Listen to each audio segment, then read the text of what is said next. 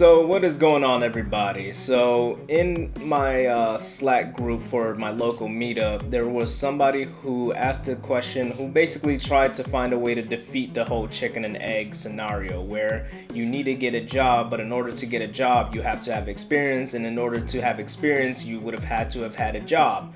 So and beating this is not easy at all, especially for new grads for college or boot camps. A lot of them tend to come out and not really know which direction to go. If you were fortunate enough to have an internship or 2 or 3 or 4, then you already have some type of experience that you can speak about, but for the most cases, a lot of people who are coming out do not have that. So here are my tips for that.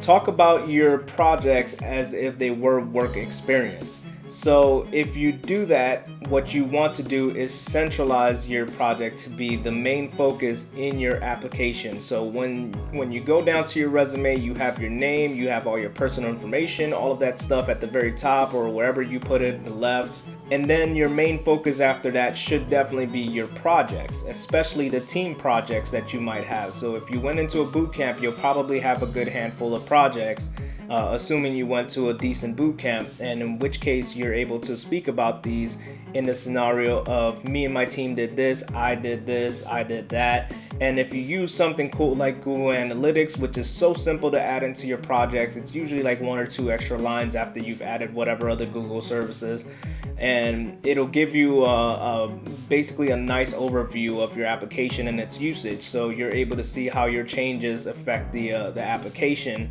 as far as like users and all of that, and what they clicked and if they clicked away and things like that. So you're not always going to be able to get things like this, but you can also track performance of your application. You can track how much coverage of testing you have on it, and these are things that you can use for statistics in your application when you're describing your contributions to your application. But you should be able to speak intelligently as to what you did in that application, and then also use a lot of that experience when talking about soft skills, such as tell me about a time that you had a problem with a teammate.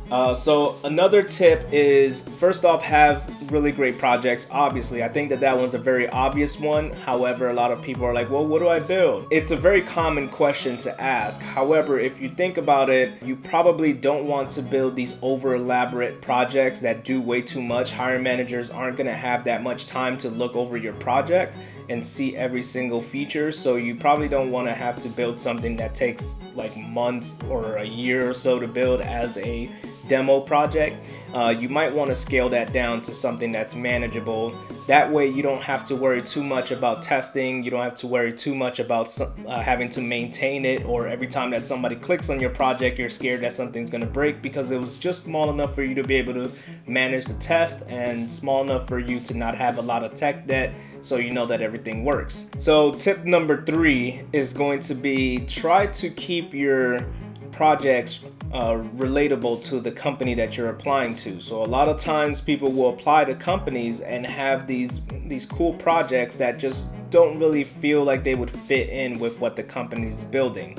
And so a lot of times they'll look at your resume and maybe even look at your projects and just not find anything that's interesting to them when they're thinking about, would this person be a perfect fit at this company? If you are able to, and you see that what the company that you're applying to, if you see something that they're building and you're really interested in this company and you really want to work there, then I would build a small application that demonstrates features that you think that they would find interesting, such as if they're a social media app, maybe build like a chat app or something like that. Maybe build a small scale social media app, build something like that and solve some problems. And this also gives you a chance to maybe reach out to some of the engineers or test people or production managers that work at these companies that you're interested in applying to, and ask them some questions. Just tell them what you're doing. Say, hey, I'm building this application and I noticed that you guys solved it a certain way. I was thinking about solving it this other way.